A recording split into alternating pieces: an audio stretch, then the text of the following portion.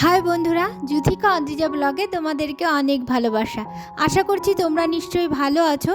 তো চলে এসেছি একটা নতুন ব্লগের সাথে। আর আজ হলো সোমবার, আজ কিন্তু 25শে ডিসেম্বর।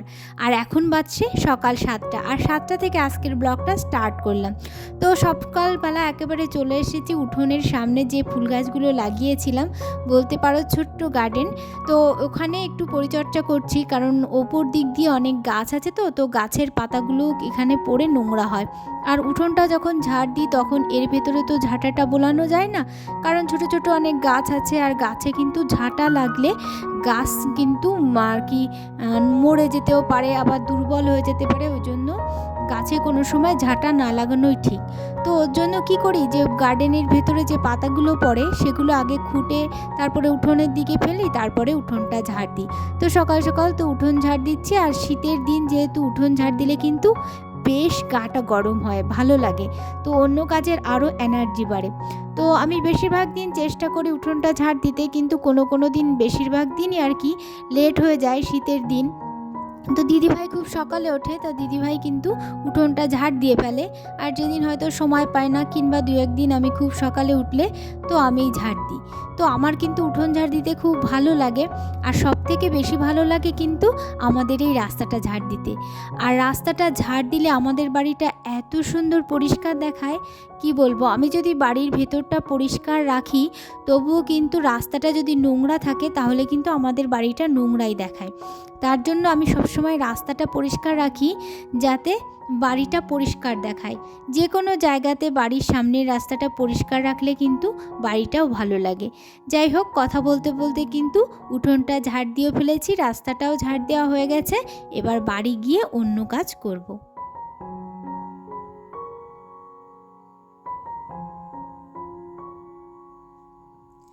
তো কালকে স্নানের পর দু একটা জামা ভিজে ছিল, মানে স্নান করি যেহেতু 12টা-1টা বেজে যায়, তো ওই সময় কিন্তু এখানে আর রোদ থাকে না। আর একটা দুটো জামার জন্য আমার ছাদেও যেতে ইচ্ছা হয় না, যদিও একতলার ছাদ হতো তাও হতো, দোতলার ছাদে ওঠা কতটা কঠিন বলো। তার জন্য একটা দুটো রোদ যে জামা কাপড় সেগুলো কিন্তু নিচেই মেলে রাখি। এখন 12টার পর থেকে বেশি আর রোদ এখানে থাকে না, কিন্তু সকালের থেকে কিন্তু রোদটা হয়। এবার এটা আবার তুলে রেখেছিলাম, এখন দিয়ে দিলাম, কিন্তু এখন দুপুরের মধ্যে কিন্তু শুকিয়ে যাবে। যাই হোক, তো আজকে 25শে ডিসেম্বর, আজকে কিন্তু একটু বিশেষ খাওয়া দাওয়া অবশ্যই দরকার। ভেবেছিলাম পিকনিক করব, কিন্তু সেটা আর হলো না। কিন্তু ভাবছি ঘরে একটু ভালো কিছু রান্না করে খাবো। কি রান্না করব সেটা হলো ফ্রাইড রাইস আর চিকেন কষা রান্না করব। তার জন্য কিন্তু ওদিকে সকালে একটু সিদ্ধ ভাত করে নিয়েছি, কারণ সকালেই তো রান্না বান্না করে পারবো না। সকালে কিছু খেয়ে স্নান করে তাহলেই কিন্তু ভালো মন্দ খেতে ভালো লাগবে আর কি। দুপুর টাইমেই কিন্তু ভালো মন্দ খেতে বেশি ভালো লাগে।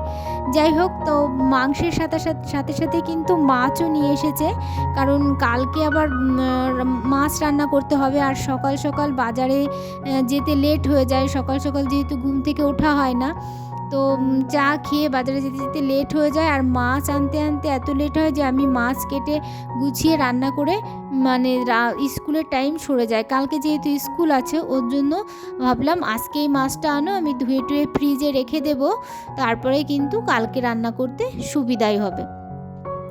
যাই হোক, তারপরে মাছগুলো দেখো দুটো টিফিন কারিতে রেখেছি, মানে দুটো কৌটাতে। এই কৌটাগুলোতেই আমি মাছ রাখি, তো এগুলোই রেখে দিলাম গুছিয়ে।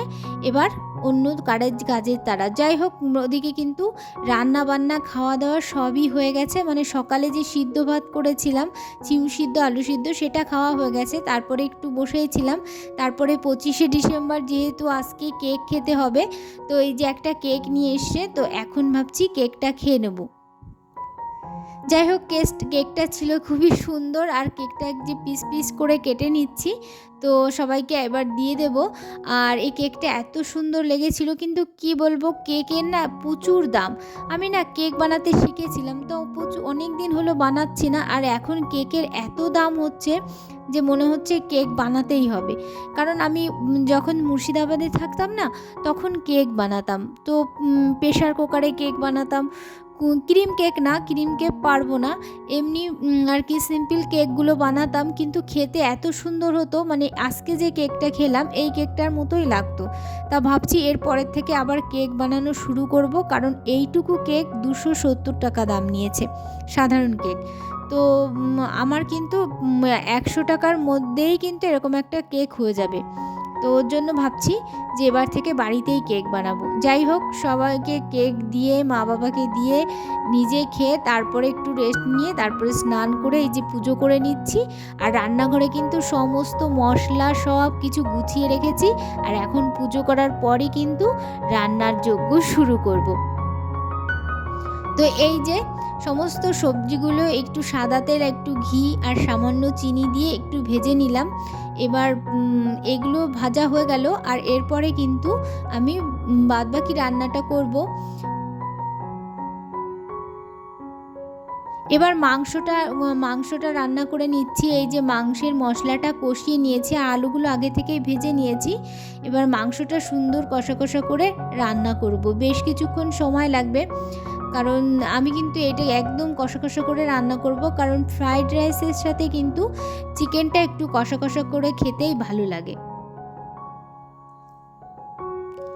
দেখো রান্না করতে করতে উনুনটার কি অবস্থা হয়েছে, মানে উনুনটা আগে যে আমি একটা যত্ন নিয়ে রান্না করতাম, মানে পাশ দিয়ে কাঠ দিয়ে দিতাম, কাঠগুলো তো তেল তেল হয়ে যেত, আর কিন্তু উনুনটা বেশ সাদাই থাকতো। তারপরে কি করলাম, মানে একটু কুড়েমি বলতে পারো, যে থাক দেওয়া লাগবে না, মেজে মানে উনুনটা লেপে ফেলবো ঠিক হয়ে যাবে, কিন্তু দেখো সেই কুড়েমিটাই আমার কাল হলো। উনুনটার এত বিচ্ছিরি অবস্থা হয়েছে, এখন লেপে দিলেও কিন্তু তেল শীতশীতে ভাবটা যাচ্ছে না। তার জন্য না কি করব, উনুনটাকে আবার ভালো করে মাটি চেঁচে তারপরে কিন্তু আমি উনুনটা আবার ঠিক করব ভেবেছি। যাই হোক, মাংসটা রান্না হয়ে গেল, এবার ভাতটাও কিন্তু উতরে গেছে, তো একটু বেশি জল দিয়েছি। তো এই যে ভাতটা নামিয়ে দেখো ফ্যান ঝরিয়ে এই যে 3 পার্টে কিন্তু আমি ফ্রাইড রাইসটা সাজিয়ে দিলাম, ভাজাগুলো দিয়ে চিনি ঘি সমস্ত কিছু দিয়ে এরকম পার্ট পার্ট করে 3টে পার্ট করে সাজিয়ে দিয়েছি। আর আমি এই কড়াইটাতে করি, কারণ এই কড়াইটা একটু খোলামেলা, তো বেশ তাড়াতাড়ি করে হয়ে যায় আর বেশ সুন্দর হয়। তো এই যে এরপরে কিন্তু আমি একটা শুধু পাটা পুতো দিয়ে রেখেছিলাম, আমি কোনো আটাটা ইউজ করি না। দেখো রাইসটা কত সুন্দর হয়েছে, আর ভাপটা উপর দিকে কি সুন্দর করে উঠে গেছে। যাই হোক, আজকে আমরা সবাই মিলে সিদ্ধান্ত নিয়েছি যে আমরা আজকে উপরের ডাইনিং টেবিলে খাওয়া দাওয়া করব, কারণ উপরের ডাইনিং টেবিল কেনার পর কিন্তু আমরা এখনও এই ডাইনিং টেবিলে খাওয়া দাওয়া করিনি, কারণ এই ডাইনিং টেবিলে একবারে একমাত্র আমাদের গানের মাস্টারকে খেতে দেওয়া হয়েছিল। তারপরে ভেবেছিলাম খাবো কিন্তু আর খাওয়া হয়ে ওঠেনি। তো ভাবলাম আজকে একটা বিশেষ দিন, ক্রিসমাস, তো আজকেই এই দিনে যেহেতু আমরা ভালো মন্দ খাচ্ছি, তো আজকেই এখানে উদ্বোধন করা যাক আমাদের সবাই। তো আমরা 3জন মিলেই এই যে সাজিয়ে গুছিয়ে সুন্দর করে কিন্তু বসে পড়েছি। আর এই যে রাইসটা কিন্তু আমি হটপটে নিয়ে এসেছি, যার জন্য কিন্তু রাইসটা বেশ কিছুক্ষণ ধোয়া ওড়া মতো গরমই ছিল।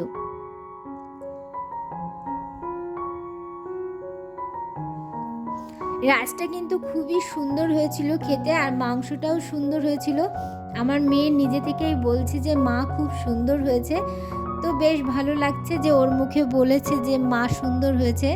তো এটাই আর কি সাকসেস বলতে পারো, যে কোনো কিছু কষ্ট করে করার পর তারপরে যদি কেউ ভালো বলে, সত্যি খুবই ভালো লাগে। তো যাই হোক, সুন্দর করে সবাইকে আগে দিয়ে তারপরে কিন্তু আমাকে বসতে হবে। সবাইকে দিতে দিতে কিন্তু আমার খেতে অনেক লেট হয়ে যায়, মানে সবাই খাওয়া শুরু করে দেয়। আর মনের মধ্যে ভালো মন্দ হলে কি হয় জানো তো, মনে হয় কখন খেতে বসবো, কিন্তু কাজ আর শেষ হয় না। এই যে এখানে খেতে বসতে হয়েছে, অনেক কাজ করতে হয়েছে, নিচ থেকে সব কিছু টেনে এনেছি, তবে আমি একা আনিনি, আমরা 3জনে মিলেই এনেছি। তবে বেশ ভালো লাগছিল টেবিলটায় 3জনে বসে খেতে। আর নতুন টেবিলে খেতে কার না ভালো লাগে বলো, সবারই ভালো লাগে, সেটা যে কোনো জিনিস হোক, নতুন জিনিস কিন্তু ইউজ করতে খুবই ভালো লাগে। যাই হোক, খাওয়া দাওয়া কমপ্লিট, এখন টেবিলটা পরিষ্কার করার পালা।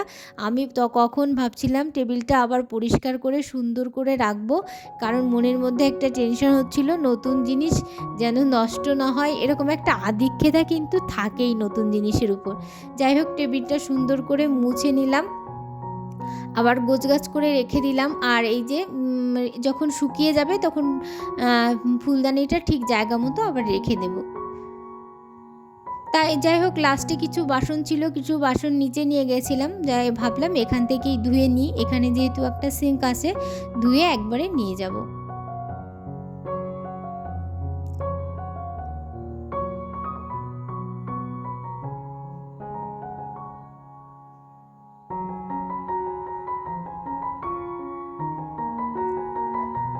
খেতে খেতে কিন্তু 4টে বেজে গেছিলো, তো অনেকটাই লেট হয়ে গেছে। আর সকালে যেহেতু খাওয়া দাওয়া করেছি, কেক খেয়েছি, ওর জন্য কিন্তু তেমন খিদে পাচ্ছিল না, ওর জন্য আর একটু লেট করেই রান্না শুরু করেছি, ওর জন্য 4টে 4:30 বেজে গেছিলো। তো যাই হোক, তারপরে খাওয়া দাওয়া হলো, গোছগাছ হলো। আর এই যে নাতাটা দিয়ে মুছেছিলাম, এটা উপরের নাতা, তো এটাও ধুয়ে দিলাম, আর এই যে ব্যালকনিতে নেড়ে দিলাম। যাই হোক বন্ধুরা, এখন কিন্তু বিকেল 4:30 বাজছে, আর আজকের ব্লগটা এখানে শেষ করছি। যদি তোমাদের কিছু ভালো লাগে অবশ্যই লাইক করো, অবশ্যই কমেন্ট করো, আর অবশ্যই আমার চ্যানেলটি সাবস্ক্রাইব করে আমার পাশে থেকো। তাহলে বন্ধুরা, আজকের মতো কিন্তু এই অবধি। ভালো থেকো, সুস্থ থাকো, আবার দেখা হবে কিন্তু তোমাদের সাথে নেক্সট ব্লগে। তো বন্ধুরা, আজকের মতো টাটা।